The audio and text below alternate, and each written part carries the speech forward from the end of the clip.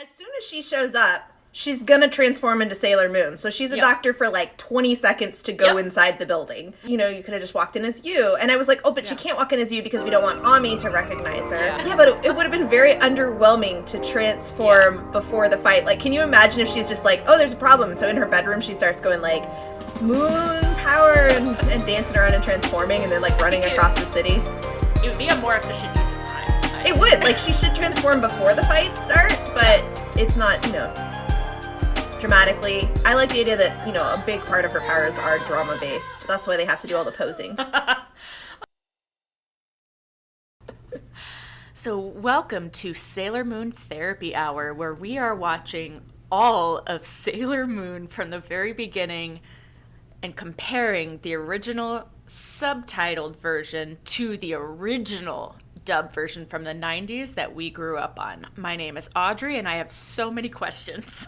My name is Alison, and I have maybe almost no answers. Great. So today we watched Computer School Blues is the dub name. And I always forget to look up the episode title, and it was a great episode title. Yes. Mine was The Girl Genius is a Monster, the Brainwashing Cram School of Horror. Oh my god, that's amazing. I know, right? And I'm really excited. I have actually questions for you, and they're more about like how they handled certain things in the dub. In particular, I can't remember how they handled the cram school, but my brother turned to me and said, I remember thinking she went to a different school because of this. Yeah. Because it's not really an American concept, and the dub is not usually very good at handling non-American concepts. Correct. So, okay. I'm going to start by quick summarizing this episode. So in this episode is obviously the first time that we meet Ami in the Japanese, or Amy in the dub, and she is Sailor Mercury. But I'm getting ahead of myself. This episode, it starts with... I don't want to get too detailed into it, but basically Serena's a bad student and is struggling to study. She goes to school the next day. For some reason, Luna checks into the Sailor V video game. Okay, that's wild, and we're going to get to that later.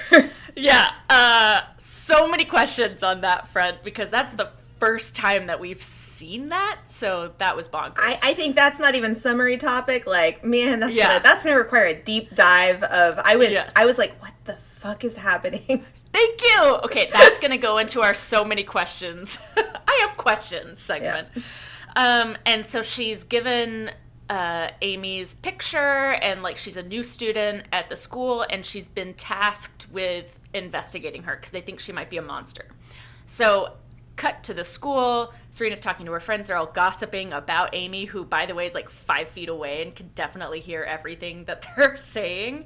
And they're gossiping about how she's from a really brainiac school. They call it the Brain Farm in the dub. So they're saying that's like her old school. Yes. Oh, again, I'm trying to save this. Let's go through the summary, then we'll go back.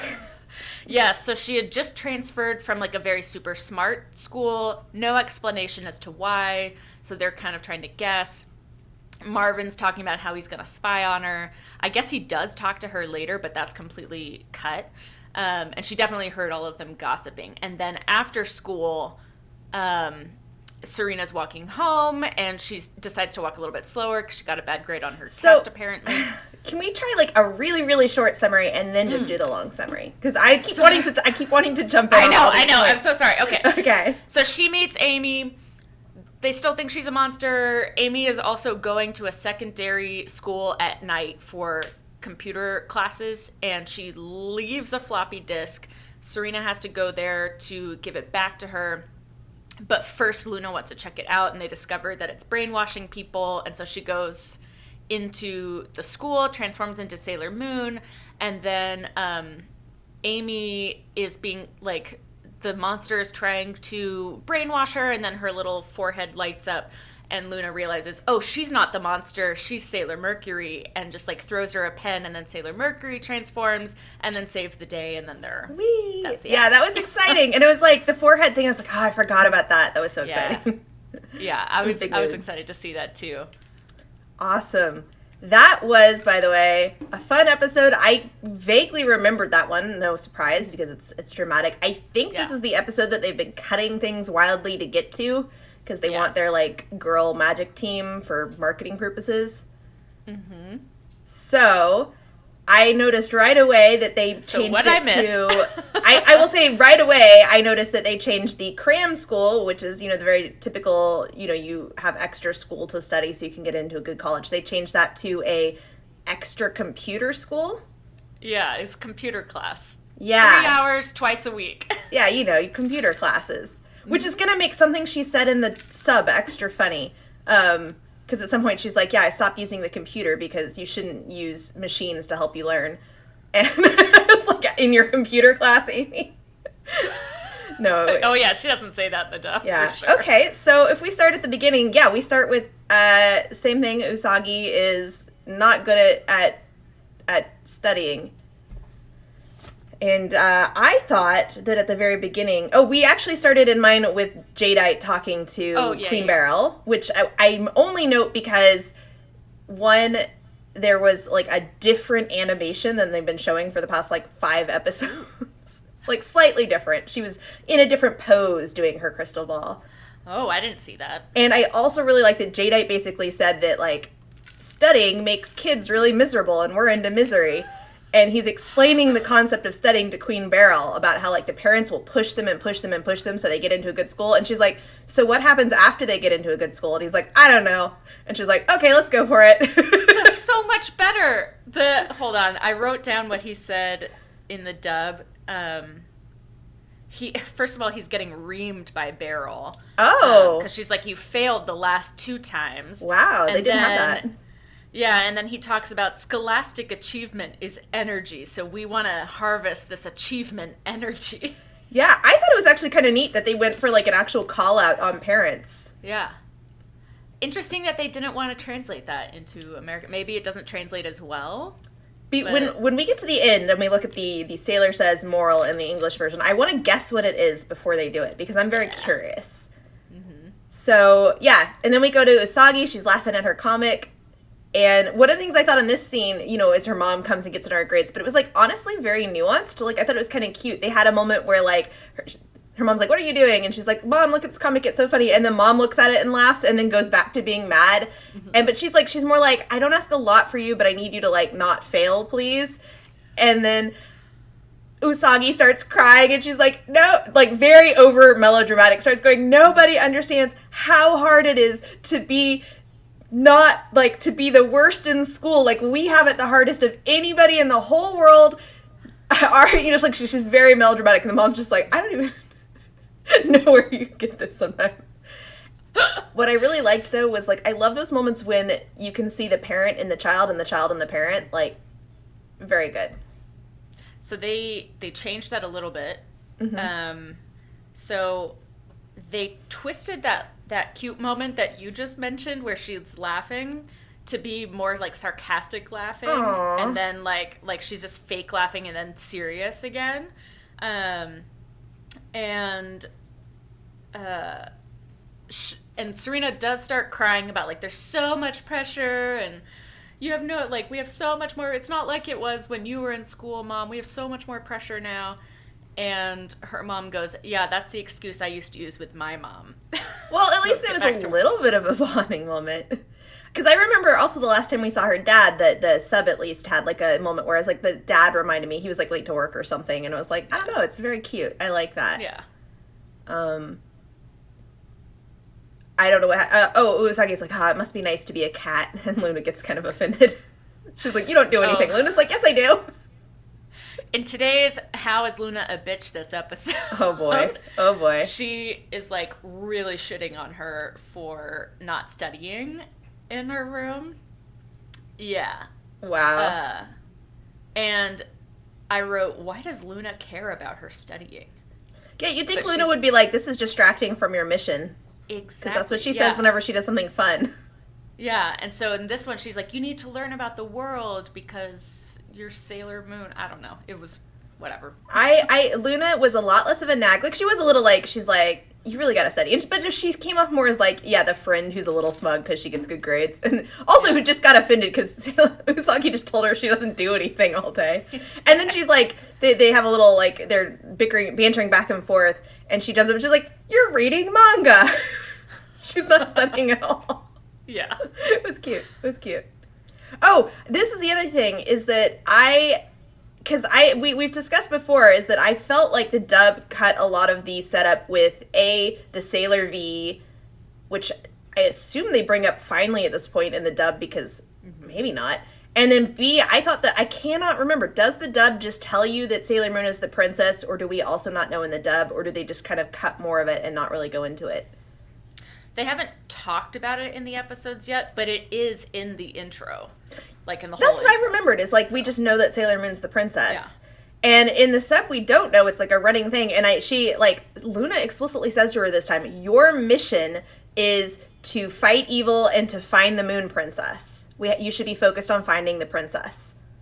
Wow, a clear mission. Yeah, and it was like, oh, we actually know what she's trying to do. And in the sub, it's just like, she's always like, you should be focused on your mission. And it's like, what is that? It's fighting bad guys. There aren't any bad guys here right now, Luna. What do you want me to do?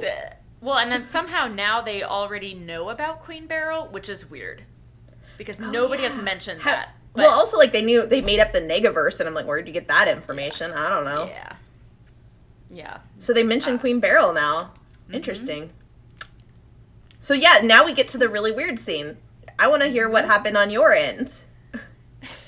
So Luna sneaks into the game center late at night and logs on to the game system computer thing where the Sailor V game is. And she, like, has an access code. Oh, yeah. She's, like, typing on the little, or she's on the gamepad and they're, like, saying mystery phrases back and forth. Yeah. Like, the moon is made of mochi. Mochi is very sticky.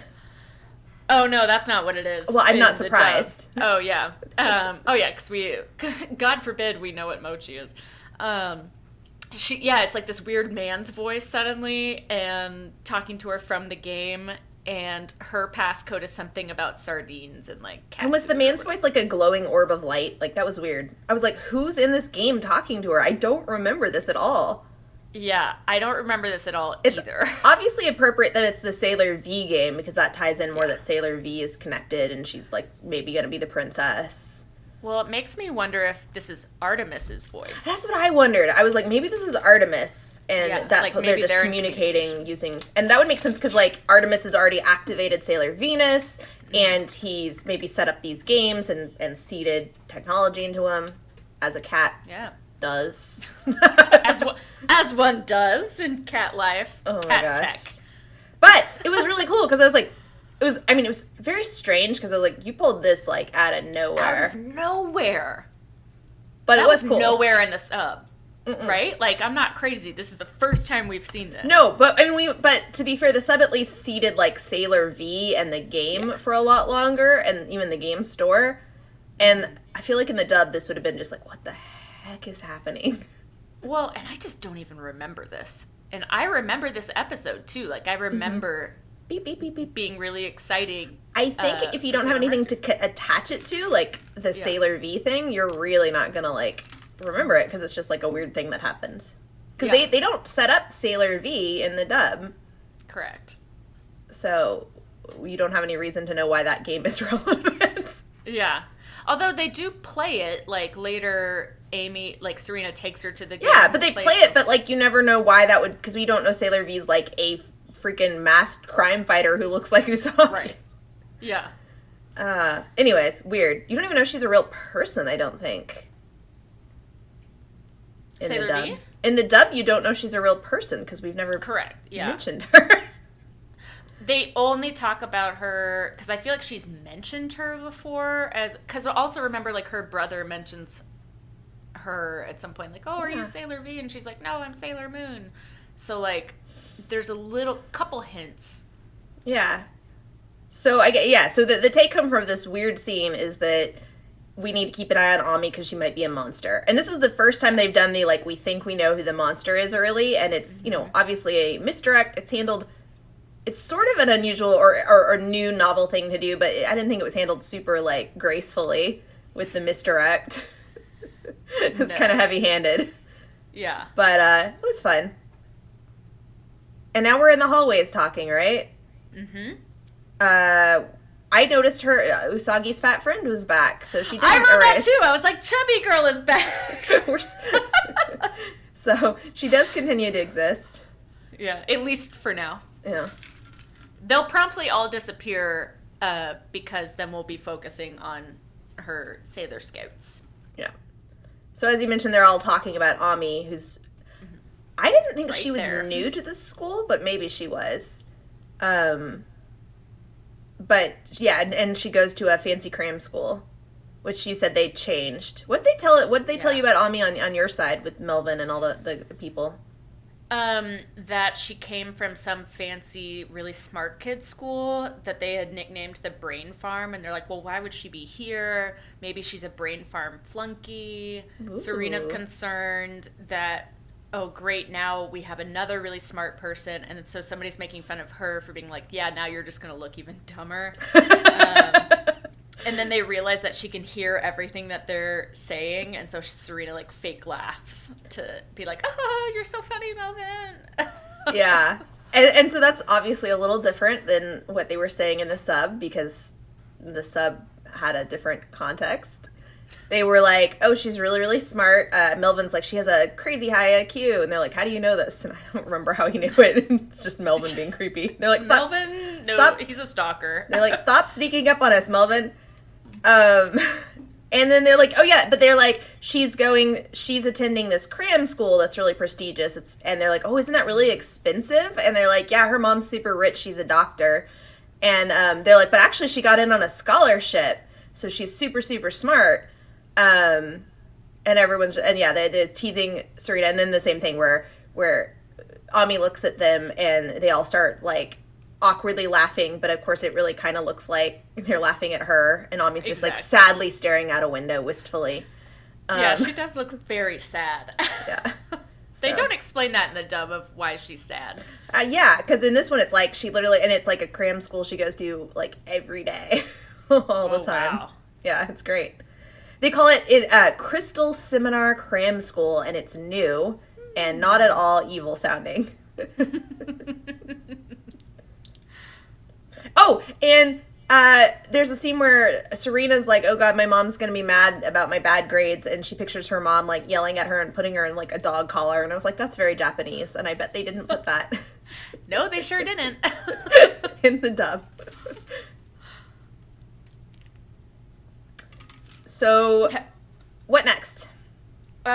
So as she's walking home, Serena spies Amy down that alleyway, and then Luna, like, attacks her. But then Amy is like, oh my god, you're so cute. And by the way, her voice is so bad. Oh no, really? It makes no sense. It's a super weird accent. Like, it sounds like it's supposed to be British, but it's still American. And so the way that she over-enunciates and fake stuff, British to show she's smart. Yeah, but not even full British. Like, it's not...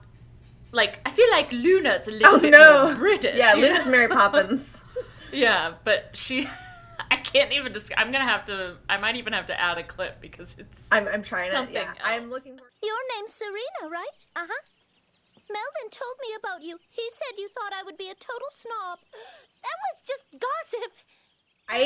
Interesting. I thought they were definitely setting up like Luna was attacking her, but then Luna just lands on her shoulder, so I thought that was maybe meant to be kind of a creepy misdirect. Mm. But Ami's like, oh, hi, kitty, and Luna, like, gets distracted by being petted, and it was very cute. Yeah. And then Serena goes to say hi to her. Yeah, and then they start talking. Which was cute. And I was going to note that Usagi's like, oh, sorry about my cat, did she scare you? And Ami's like, oh, when she... jumped down, I thought for a minute she might be an angel. And Usagi's like, oh, that was a really cute thing to say. And I was like, it was a really cute thing to say. Whoa! That's giving so much more personality to Ami than the dub. does. What did she say anything in the dub? I mean, I was so distracted by her weird accent, but she was just like, "Oh, I wish I had a kitty cat," or something, like something weird. And then the other really great thing in this scene is that Usagi's starting to be friends, but her goal is she has this amazing idea. She's like, I can become friends with Ami, and then it will help me on tests. And this is her evil plan the whole episode. Is like, I'm going to become friends with her so I'll get better grades. That would have made so much more sense. It's so funny. And she does the most amazing, like, evil planning faces. They're so good. I'm going to have to pull a screen cap for you or something because, like, I want to make them like a meme or an emoji. They were so good. All of her like evil planning faces of like that would have been so good. It had they just completely did they cut that? It has so much character. Why did you cut it? Maybe they cut everything that gives character, I guess. It's so boring. And so Usagi, to try to be friends with her, takes her to the game center. Yeah. And so in this one, it feels more like a bit of a guilt trip. Like she feels bad that they were talking about her. Yeah, she's just like, oh, you're sad. We were talking about you. Yeah, let's go. I like this better where she's just like, I have an evil plan to make a friend. Yeah, that's amazing. Well, and then it makes more sense that she's like hanging out with her, you know. Well, yeah, I don't know. Yeah. So they go to the game store. What happens at your side? So she introduces her to the game, and she's like, and don't feel, this is Serena talking, and she goes, don't feel bad if you don't get a very high score, you'll get better at it. And then Amy, who has never played it before, immediately starts getting like the highest score, and everybody's gathered around, and Serena's just like, what? and then Amy checks her watch while she's like still getting like, she's like over 100,000 points or something. There's a weird cut where they're talking about how many points she has, but on the screen it's only like 500 or something. So I'm like, what the heck just happened? And then she goes, oh my God, I'm going to be late. My professor's going to be so mad. And she runs off to go to her cram school, I guess, her computer school. I will say that's pretty similar. Usagi plays first, and Ami's like, oh, that looks hard. And Usagi goes, another smart observation from the genius. It is hard, because she's so pleased with herself that she's talented. It was really cute. And then she finishes and says, you want to try? And then Ami's just like really good at it. But I really liked like the mood they set as they're showing Ami play, and Ami's face kind of like gets more and more serious, and the numbers start creeping up and up. And it really is sort of like her, like just her life these days is just like grinding a number higher, like grinding your grades higher. And it was like both like, wow, you're really good, but also like kind of sad. And I don't know, it was interesting. I don't know if they cut the scores. I'm a child, so I noticed that a number of the scores, they had 420, they had 69,000. I was like, I noticed I was like, is that a coincidence that I keep seeing numbers No. but animators are dirty girls. So I think that, isn't there a number in Japan like for hell that's like 999 or something? I could be wrong. Know. But I thought there was another one that might have been weird, but I was like, okay, cool.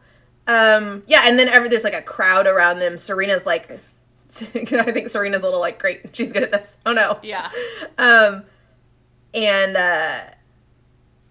yeah, she has to run off, and she's like, I have cram school and every single day. And you could see Usagi go, what the fuck? Like, this is not no. And she runs off, and there's a cute scene where she drops her floppy disk. Yeah. And Andrew's like comes out, and Serena's sad because Serena thought Andrew was going to say hi to her, but he's just like, oh, she dropped the disc. But it was still cute. Yeah, that also still happened in the dub. Is his name Andrew? I don't even remember what his name was. Yeah, it is Andrew in the dub. And I had this moment where I was like, floppy disks! I know, we literally mentioned them. I think last episode I was mentioning those little square. Yeah. So I was like, there it is. And that, of course, has the evil program on it. And I was like, yeah, you probably can encode a lot of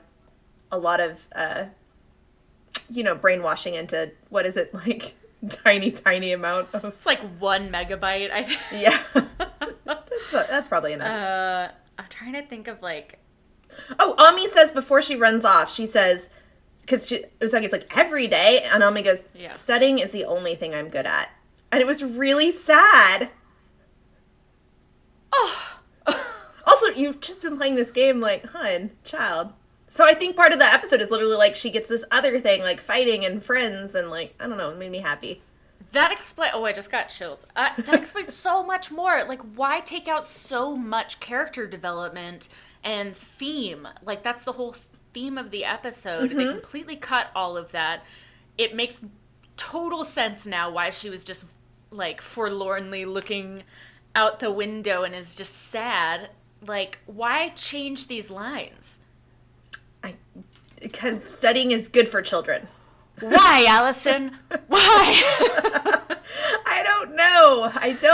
They're just always ripping these themes back out, and I don't know why. They also changed, so it's just so weirdly specific. They changed it. Obviously, they changed it to computer school, and she specifically says it's 3 hours long, only twice a week.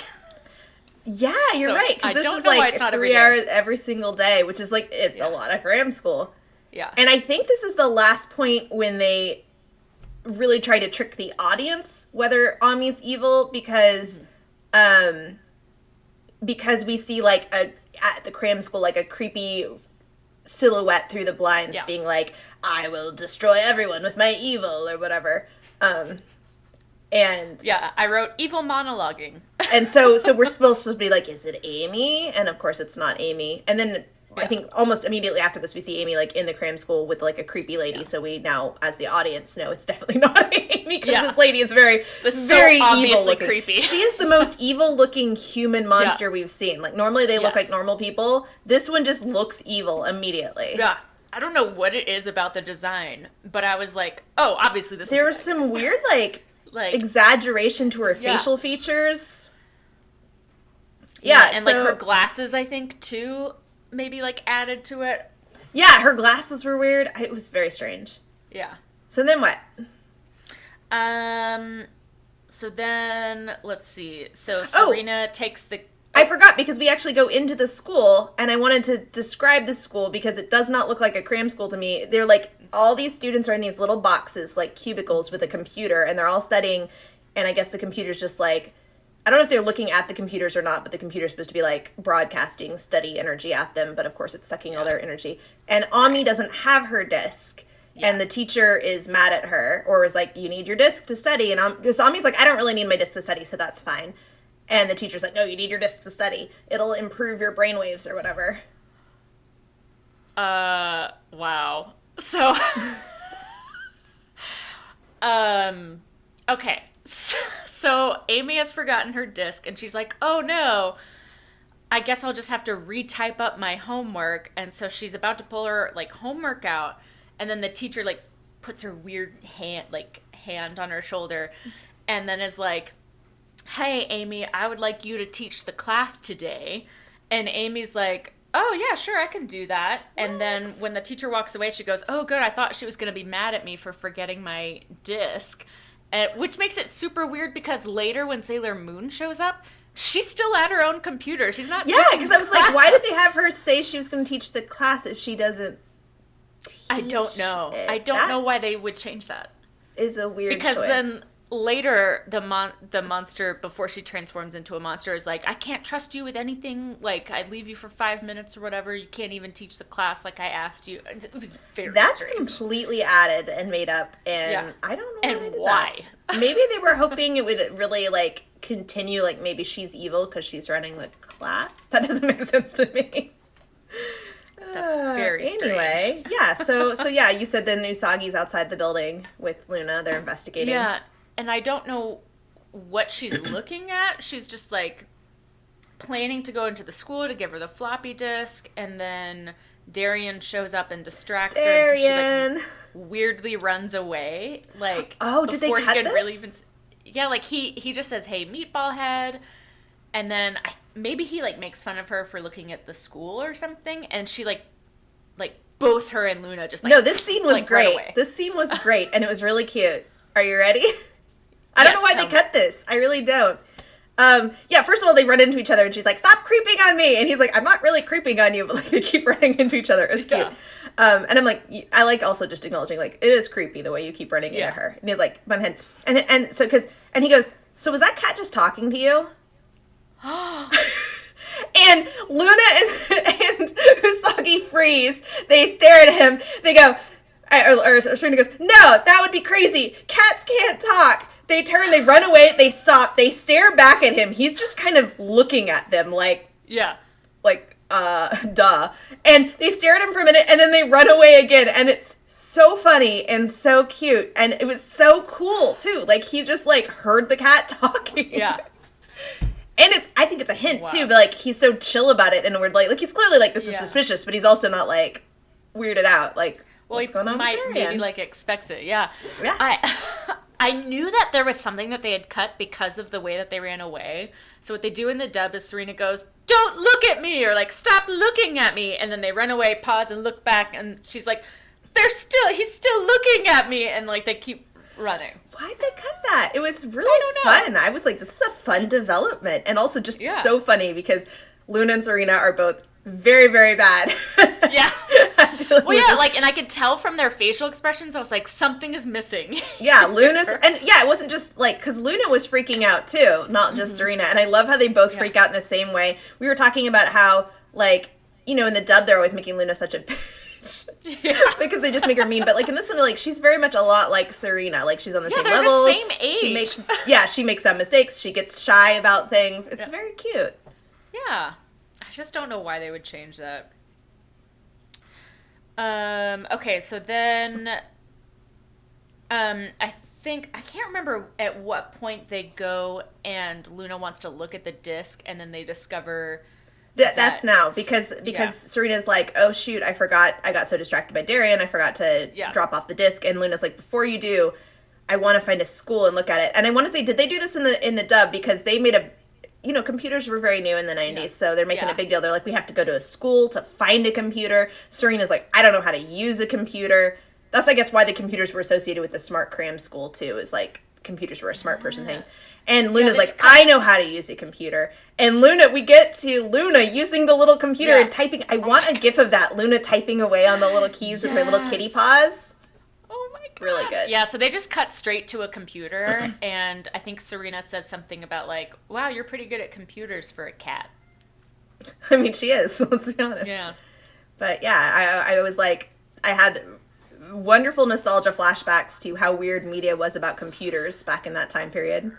Even past the point when kids understood computers, TV shows were still like explaining computers to kids. They would always be like 3 years behind or something. Yeah. They'd be like everything would have an internet episode where you'd be like, we go into the World Wide Web.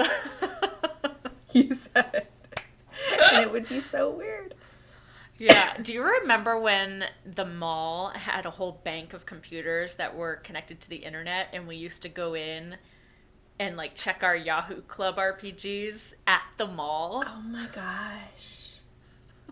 Yeah, because you didn't have cell phones. You couldn't check it on your phone. Yeah, exactly. And we were like, ooh, is there a new post? Yes, because we RP'd stories back and forth in Yahoo groups, which does not exist anymore. Like many things on Yahoo. Yeah. Yahoo really screwed up. They screwed the pooch on that one. Okay, so now we know that the disc is evil. Oh yeah, because during this, the disc started making a creepy noise and it starts saying, give us all your energy, give us all your energy. And they're like, it's evil. You're like, yep. And they're like, oh, so did she disguise as a doctor? Mm-mm. Did they cut that? They didn't cut it. I was excited to see the disguise pen again, because I feel like after the next couple episodes, we never see it again. Yeah, at some point it vanishes. Which it also did from the manga, to be fair. Like, they introduced it and then just stopped using that concept. She probably just didn't need it anymore. I wrote fabulous school superintendent. That's what she transforms into. She doesn't say fabulous, I added that. To be fair, I was really unclear what the doctor had to do with anything. They were like, a doctor for the university hospital, and I don't understand why she was a doctor to go to see a cram school. Yeah. Even if the cram school was in a university that had a hospital. Weird. Yeah. It was weird. Maybe, I do think that the superintendent makes a little bit more sense. Yeah, no, I think you're right. I honestly think that might have been a better translation, because I was like, why is she a doctor? But okay. Yeah, maybe she does go running in. She's like, I have a patient that urgently needs help. And she goes, as she goes running in. It was really cute. That is adorable.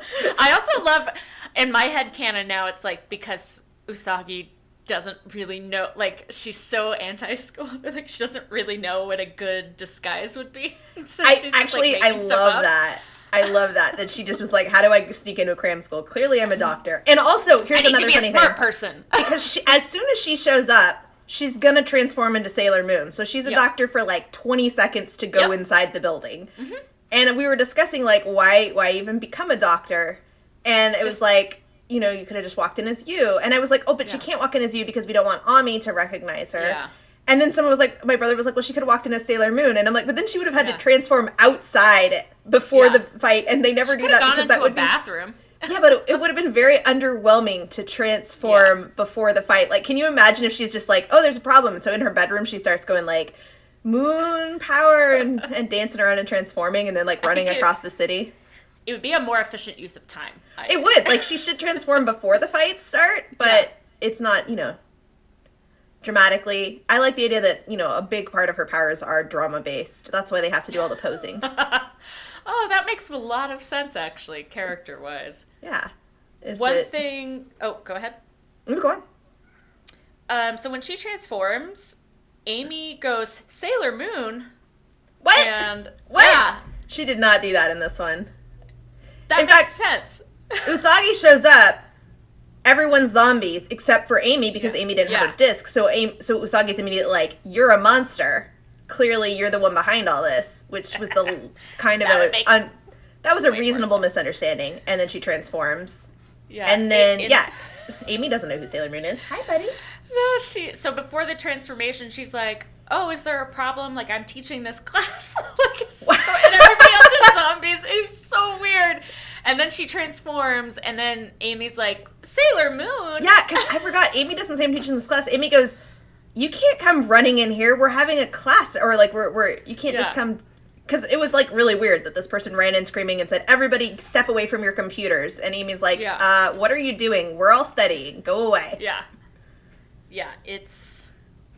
Because I wrote, how does Amy know who Sailor Moon is? That makes no sense. I love that Amy doesn't take any shit. Like, there's a couple points in this episode where I'm like, I saw so much, like, these flashes of personality that I just very much enjoyed. Yeah, that we didn't get in the dub, because I don't really remember her having a very clear personality. I don't either. Her personality was quiet and smart. Yeah. Boring. Yeah. So, but Ami immediately gets grabbed by the monster. Mm-hmm. The lady grabs her, like, around the face and then is, like, transforms into a big red monster and goes, I am Garoban, master of knowledge. And I was like, you know, cool monster name. Have they all been announcing their names in the sub? I don't remember this, so I was very struck by it. Yeah, I don't remember getting I don't think they've all had titles like Master of Knowledge either. That was pretty cool. Yeah. And this one, she attacks Sailor Moon with math problems. That was so cool. Because, like, poor Sailor Moon. I want to say two things. One is that as soon as Usagi sees Ami get attacked and is like, oh, she's not the monster, she turns and goes, Luna, you told me she was the monster. And Luna goes, oh, that's so strange. God, so much is cut. That is so good. And again, we get to see Luna be like the one who's a sort of a dork instead of always making fun of Serena. Yeah. So did she start asking her, like, before she attacked with math problems, did she start attacking her with just questions? Yes. Like the gravity, did she do the gravity question? No, she did, what is, like, some big number times some other big number? Yeah. Yeah, and Sailor Moon's like, oh, school! So I did enjoy that she was literally just gonna, like, challenge her with knowledge, like, that. But in this one, she says something about, like, Isaac Newton, and then she said, why do apples fall from trees? And Usagi goes, don't ask me, ask an apple. That's way better. It was really good. In this one, she goes, you're not my teacher, I don't have to answer that. That's really, so then she, launches the physical manifestation of math problems at her. Yes. And that was cool. I don't know how it worked, but it was cool. And then she, I guess, gets tired of that because then she just attacks her with the zombie students. Yeah. So here's another installment of how is Luna a bitch now? And she goes, Hold on, I wrote it down. So Sailor Moon gets kind of trapped in a corner with like all the zombies, and Luna goes, "Oh, now she's trapped in a corner. What a heroine!" Wow. Yeah. So I mean, we need like a little like bitch counter, like ding ding. Yeah. Ding. Ding. We can like So now tally we're at, up like, at anime least versus 2. dub, Yeah. or sub versus dub. That's wild. Can you hear my cat yowling? Okay, good. I'm just gonna keep ignoring it. He's mad that the door is closed. Oh, I also wrote when the monster transforms into her full monsterhood. I wrote her outfit is fabulous. Like, she's got this, it's all black. It's like an all black corset top, so strapless, and then a pantsuit, basically. It's like, Ooh. like flared pants. And I was just watching Drag Race last night, and like it reminded me of a couple of that, like these fabulous outfits there. And I was like, dang, she's really rocking the fashion here. Even with her like axe arm. She had a very intense design, and I struggled to put words into why it felt different than the other ones, but like, I don't know, it was just very red and very intense.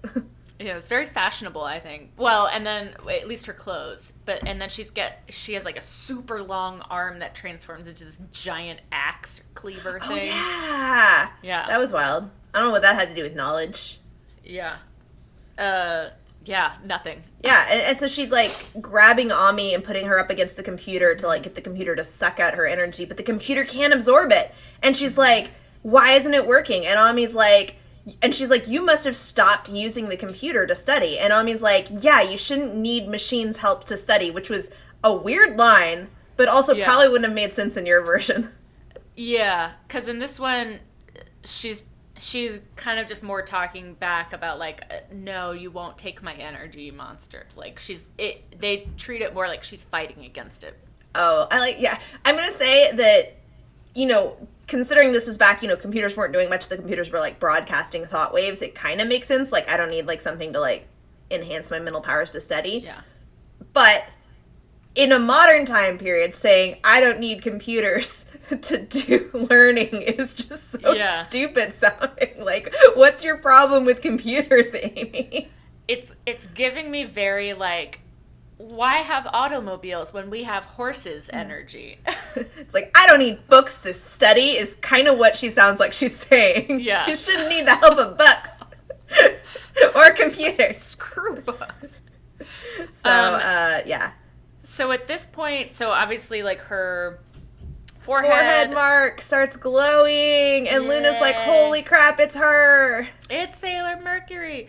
And so at this point, Luna is like, oh, it's Sailor Mercury, and she like pulls the Mercury transformation stick out of thin air. By doing her little cat flip. Yeah, it was really cute. And she like throws it at her to transform, and at no point whatsoever does Amy go, oh, a talking cat. Yeah, that didn't happen in this either. Although I will say she threw the wand, Ami picks it up, and I feel like they did at least convey to me, like, they didn't say anything, but I picked up that Ami's just going, what the heck is happening right now? Because there's a monster chasing her, a cat is talking and threw her wand. She just picks it up because, like, what else are you going to do? Of course you're going to pick up the wand. But she's clearly like, what's happening? Yeah. And I want to say, because she's like, do a transformation and then do an attack.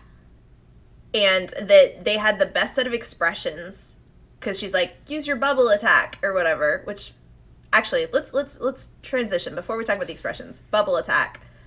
Bubble spray. Ami has always had the stupidest sounding attack. I don't understand what her power set is. Like, so Sailor Mars is fire, right? Yeah. Sailor Jupiter is lightning. What the fuck is Sailor Mercury? Is she like ice and water? Because she's not water, because Sailor Neptune is water. Oh, yeah. Well, she does cold and mist and bubbles. What? I don't know. But I will say bubble spray just does not sound intimidating to me. No, What do they call it, bubble spray? No, she calls it Mercury Bubble Blast or something. See, at least I get why they changed that, because, like, bubble spray is, like, I guess not really intimidating. Although I will say Moon Tiara action is also not very intimidating in terms of verb choice. Yeah, that's true. So we actually cut straight, like, did they show her whole transformation? Because I was super mad that we didn't see They cut the transformation? They cut straight to her and her outfit with, like, her little finishing pose. I feel like and then she just knows her attack. She just knows it. And now I'm wondering, because I can't remember, but I feel like I would have noticed if they didn't do the transformation. I really remember her finishing pose because she does the little cutesy thing, but I'm pretty sure they did the whole transformation. I always hated her finishing pose. It's like it feels a little out of character. It's like cutesy, but I love because the whole thing where Luna will just be like, say this, or like, you know, do your bubble attack, and they all start doing their attacks. Like, I love the idea that, again, it's encoded into them, the drama. Like, they have to do the poses, they just instinctively know it, and that's what provides power. Like, so they all start posing really immediately and automatically, and I love that. So I wonder why they had her just know what she needed to do in the dub. They didn't have Luna shout, like, transform into Mercury, or shout, use bubble attack. She does tell her what to yell to transform, but she doesn't tell her about the attack. Sailor Mercury just does it.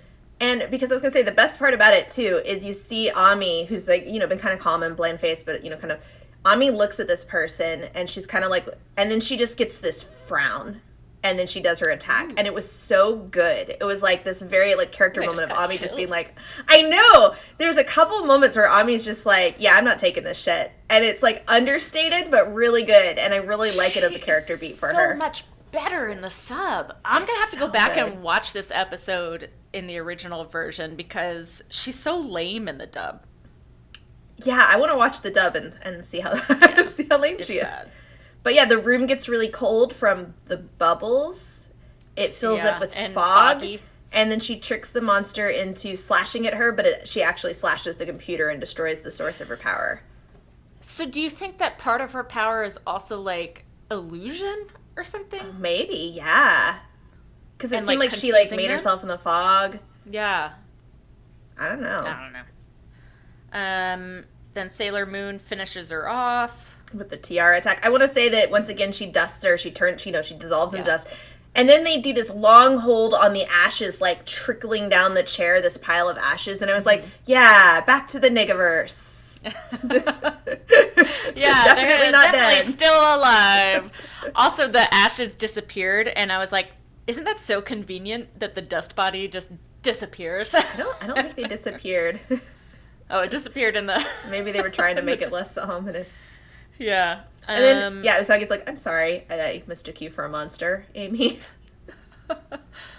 Oh, yeah, and then still just no reaction to this talking cat. Like, at no point whatsoever does Amy react to or, like, comment on it at all. She just accepts it. Yeah, she's Sailor Mercury now. That's good. But yeah, they have a whole, like, oh, we're gonna be able to fight together. And it was, like, a good moment for Ami because she's had, like, only, like, this... Yeah. Fighting, and now she's got a friend and another purpose and something else she's good at.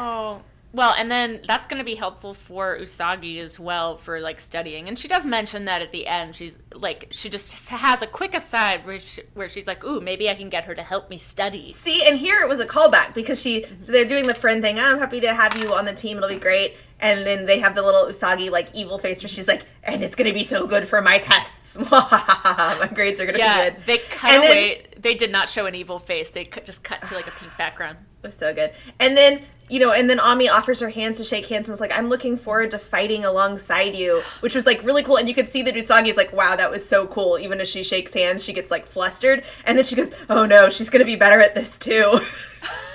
But, like, in a nice way. It was really cute. Yeah, that would be so much better. Yeah, they were just saying, like, yeah, good work today. Yeah, but this was, like, such a moment. It was really cute. Usagi's, like, clearly, like, flustered by how cool that was. Yeah. What a bummer. It was such a good episode. So I've been pondering what the moral will be. And I will say that I think because I was pondering it last night, too, but the dub had such a different set of non-themes that I'm like, because, the subs theme could very easily be something like, good grades are important, but it's also important to, like, have friends and explore all your talents. Like, okay, that would be an actually good moral, which is, I think, the actual moral of the episode. And then, like, if you wanted to make it more like, well, we don't want to say setting is bad, you could do, like, like, it's important to do lots of things, but you should still keep your grades up, but maybe not too up. I don't know. But for the dub, since they pulled out all the like stuff about like pressure of cram school and Ami being overwhelmed by it and stuff, you might do just something about like, I honestly still think they're gonna hit like, don't forget to study, guys. But they might do like a, you know, don't judge people by the cover, you know, get to know them and make a new friends and also study. So this is my theories. Okay, so I didn't write it down word for word, but it's basically, learning can be fun, and education is good for you, and also get a good night's sleep and eat healthy. Give school a chance. Give your future a chance. Wow. Because education is good for your future. That theme so wildly would not have worked with the sub episode. Yeah, and also is like a complete 180 from the message of the sub episode. As I said, I really liked that when in the beginning when Usagi had her interaction with her mom, you know, it wasn't like you got to get good grades, you got to get the best grades. I'm mad at you for not getting as good grades. It was like, look, you got to not fail. Like we're asking you to put a little more effort. And then Usagi was clearly being kind of melodramatic about it. And it was, I don't know, it was very cute. But like, again, it was like there was still a balance of like, you gotta not fail, but like the amount of pressure that Ami's parents are putting on her is clearly too much. Like, there comes a point when now your kid doesn't get to have friends, that she doesn't think she's good at anything else. That's clearly messed up. Yeah. I and have Oh, go ahead. I was just going to say, it's sad they pulled that all back out, although maybe they just felt like it wasn't relevant to American audiences. But, I mean, there are kids out there whose parents put too much pressure on them that could do with a message that's like, no, that's not okay. I think it does still work for an American audience. My theory is that Big Deke. Yeah. I'll bet that there was some sort of feedback about, like, well, we don't want to be glorifying Serena not being good at school, and so like they're trying to like rein it back and be like, actually, school is good for you. and they're also going for, in all their things, the very, very classic palatable. I don't know how to say the word. Palatable. Palatable. Yeah. Palatable. Messages of like, friends are good and school is good and don't hit. They cut out everywhere thing. No hitting your friends. We got to cut all that out. Because. Yeah. We need it to be very clean and, Sunday morning cartoon. That's not a thing. Saturday morning cartoon. Yeah.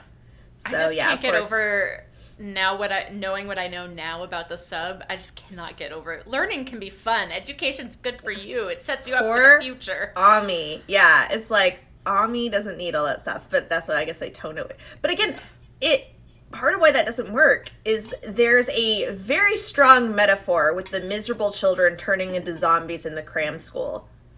And with every choice that they've made of the bad thing, they've always picked something where it's a metaphor for how that actual thing in reality makes you sad or miserable or zombie-like. Like, we had the, obsession with jewelry, and you get, like, a little too caught up in that. We had the obsession with finding a love interest, like, on the radio, and maybe getting a little too caught up in that.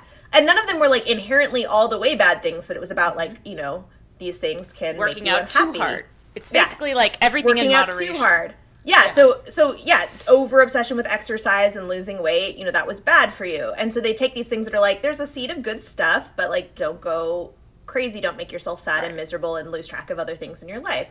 And so it's really weird that they're then taking these, even the talent show where it's like, trying to be like caught up in showing off how cool you are and getting attention. It's like, don't lose track of stuff. So then they take this and they're like, this one, there's nothing bad about the school, there's nothing bad, because studying is good. So they keep ripping out the heart of the story. And I wonder if that contributed to, because my memory of watching the dub is that it starts to feel very repetitious, like Monster of the Week. And it's just like a monster shows up and they beat it. And then a monster shows up and they beat it. And I think part of what makes it feel very repetitious is that there's not a solid, like, theme or a core or a heart to that makes each story worth. Why do we need to tell a cram school episode when we just had a radio episode? What's the difference? And the difference is they have a different theme. Yeah, and it's been cut. And it's amazing how much of a difference that makes in terms of keeping things, like, why are we telling this story? That's a good point, because I do remember it being very Monster of the Week. And I actually quite like a Monster of the Week thing, But it is kind of sad now because like we were kids, like we loved it anyway. Mm-hmm. But it's sad now to see how much we missed out on and like how much better this show actually is. Right? There's some really thoughtful stuff happening. Yeah. Do we want to go into moon memories? I will have to think of a moon memory. Yeah. But you can go ahead. I'll tell you one of mine. So actually, it was a friend named who I used to ride the school bus with. I remember trying to evangelize her. Okay. Yeah, we were in that bubble. Yeah. I wanted her to come to youth group with me. This is like a total side note. And this is how you socialize. Yeah. And she was like, well, my mom doesn't want to drive me because she doesn't like driving at night. And now as an adult, I'm thinking back and I'm like, that probably could have just been a good excuse to get out. It could have been either, honestly. Yeah. I mean, fair enough either way. And my dumb ass is like, well, my mom can drive you. You know? Mm-hmm. So I specifically remember we were on the bus, and maybe it was like 7th or 8th grade, and she would write fan fiction in a notebook. And she had written, I want to say it was like a Sailor Mercury and Link from Zelda like crossover. Okay. And it just blew my young mind. And I'm such a little baby capitalist, like at all times, because I was like, well, if you want to sell this, you're going to have to change the character names, Ava. And I was like, I don't know that it's legal for you to be using these characters since they're copyrighted. Not understanding what fan fiction was. That was my first introduction to it. That's really cute. Yeah. So that makes me want to tell a memory about fan fiction, and I'm going to tell two things that connect. One from the beginning of fan fiction and more towards like the end or my current interactions with fan fiction. And I will say that I wrote, my first fan fiction was for Ronin Warriors, which was one of the other animes that was on TV.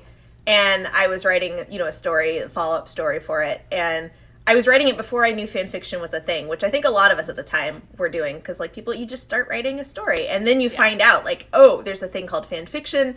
You can post it on the internet. At the time, the big place was, like, fanfiction.net. Before that, it was, like, little independent groups and stuff. And it was like, oh, this is cool. And we would talk about it a lot. So, like, that's kind of my background is, like, oh, this is a whole world of, like, stuff. And I love how the internet, like, really encouraged that and brought that out. Like, you can just write fan fiction for fun. Right. And tying into your thing about, like, yeah, but you can't publish it, is that, like, it's still very much, like, grew up in that, like, it's practice, it's not real writing, it should be, your goal should always be to eventually write your own real story that you can publish as a book and make money off of. And that will be real writing. Mm-hmm. And something that, at some point in my life, I realized, like, I didn't want to write a book or publish or be an author full time because I wouldn't enjoy that. And it was like, well, I guess I shouldn't write anymore. And I stopped writing. And then I still read fan fiction, but I came across someone at some point and they were, like, talking about how, you're allowed to have hobbies that are just for you. Like, you don't have to follow things along their natural career trajectory. Like, you don't have to be, like, just because it was basically, like, just because you're good at something doesn't mean you have to make a career out of it. And it blew my mind. I was like, what? I don't? And I was like, I could just write for fun and not have a goal. And it blew, and I started writing. Just blew my mind. Yeah, it was so, I was like, but if you're good at something, you have to, like, pursue it. And, like, actually, this is so tied to the theme of the episode. If you're good at this, you have to pursue it. You have to push it all the way. You have to be the best at it. It has to be tied to your future and your career. And it was like, oh, I can just do this for fun. And I started writing again. And I love it. It's so fun. And it was like, oh. Oh, okay. I don't have to have... So that's my story is that, like, you can just do things for fun. You don't have to go all the way on everything. I think my brain just broke. I'm so glad. I'm so glad I could break your brain. It's literally shifted a lot of the way I engage with stuff. Yeah. Because when you're a kid and you have a talent, people are always like, oh, you're good at drawing. You can be an illustrator. You can do this for your job. you're good at this or that. And it's like, but I don't want to do that for a job. Well, I think for me, like, I did always want to do that for a job. Which is fine. There are things you can want to, but also, like, sometimes you think you want to. Like, I was like, oh, I want to be an author for a long time. And then at some point I was like, actually, now that I know more about the realities of it, I don't think I would actually enjoy this job. Yeah. So I guess I'll quit writing. Completely. That makes sense. Mm-hmm. Yeah, I think for me, because I did, and even, like, right now with what I'm currently working on, like, it is a job, but I think that is what has also been keeping me a little bit overwhelmed and stagnant lately, is, like, that pressure itself to be like, well, I gotta create, and I gotta create on this schedule. I need to be making this stuff, when, like, that's kind of not how creativity works. Mm-hmm. Like, yeah, routine is great, like, if you're always kind of writing every day or whatever, but, like, I think putting this pressure of, like, this has got to make money, like, that's what starts to kill it. Yeah, and again, it's like, I don't know, it's just, I think we have a fine line between, like, you should find a job you love, but also, like, sometimes you just want a job that is fine, and then you can have time to do things you love for hobbies, and that's also cool. Mm-hmm. Like, that's what I've been recommending to people. I mean, and again, I've shifted around. I really love my current job, but, like, I also love that it gives me time to pursue my hobbies. Like, I like both those things. Mm-hmm. So, and there are jobs that are more all-consuming, or, like, that pressure to, like, get to the top of your job, and it's like, you don't have to be trying to do that. Right. Well, and then remember, I don't know if Gen Z has gotten this message, but I feel like we got it a lot, where they were like, do what you love and you'll never work a day in your life. Yeah. Oh, yeah. Find what you're passionate about. And I'm like, wow, fuck that, because that's a way to really start to hate the things that you love. Mm-hmm, mm-hmm.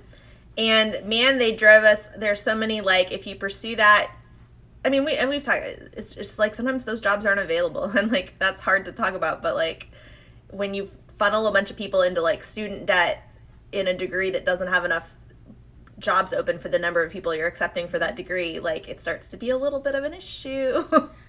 I love therapy. Same. Do we have anything else we want to do before we wrap up the episode? I mean, how much was Luna a bitch this episode? 2 or 3 times? I mean, she wasn't a bitch in my episode. Maybe once, but amazing, but true. Can I get a little bell to ring every time Luna's a bitch? Yeah. That'd be amazing. Oh my gosh. Episode is, we're supposed to go, okay, next episode is going to be another Amy episode, and then the episode, or Amy is going to be in it, and then the episode after that should be Ray, so then we'll have 3 people, and then we don't get another one for a while. And I remember Ray being a huge bitch. I kind of do too. I remember finding her very off-putting when she's introduced, at least. So I'm curious how much of that is dub versus sub, because they don't seem to have a lot of nuance. Feeling. Okay, so episode 6/9 is called Time Bomb in the dub, which is what I'm watching. And it's called Usagi's Disaster. Beware of the Clock of Confusion in the sub. And I'll say that I watched the little outro, like, teaser for the next episode, and I was baffled by it. I really have no idea what it's about. Like, I was just like, this tells me nothing. And by the end of you watching the dub, you may still not know what it's about. I know, I might still be confused. Something about a confusing clock, apparently. Yeah, I have no idea. I don't recall this episode at all. So maybe I will once we're in it. So I guessed the themes, but I believe it's traditional that I conclude with a theme. Oh, yes. Because we had Sailor Says, and you can also have one if you have one. Mm-hmm. But let's see. I'm going to say that my theme for this episode is... I can't remember if we were doing joking themes or serious themes, so maybe I can... I think whatever comes to mind. My theme is to don't let people convince you to have computers suck your brains out to make you smarter. You should... just do what you want to do. So maybe skip the brainwashing and diversify your interests. Diversify Sailor your interests Moon and your says, portfolio. Sailor Moon says it's okay to do a little bit of a lot of things instead of every bit of one thing, especially when that one thing is a computer class that sucks your brain out. And for me, I think the lesson is Sailor says, video games are fun, and sometimes they give you instructions.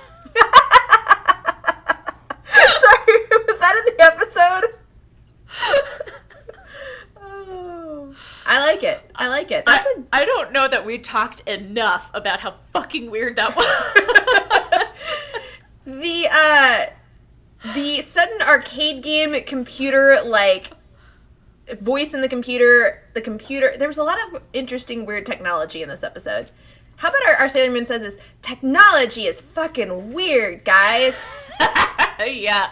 And this is the maybe 90s. You don't need it. And you don't need it. Floppy disks are cool, and you can fit an entire brainwashing into that. Yeah, side note, on the floppy disk, I'm like, why wasn't the computer itself the brainwashing thing? Why was it a floppy Why disk? did everybody need their own floppy disk? That's a really good question. Yeah, like, why not just load it onto the computer? Strange. Could computers do that back then? Oh, yeah. Maybe not. Actually, maybe not. You might have had to always put in the program for We did see a beautiful, like, blue screen with text. I was really into that. I was like, ooh. All right, well. All right, listeners at home, have a nice week. We'll join you next week for more therapy. Yay!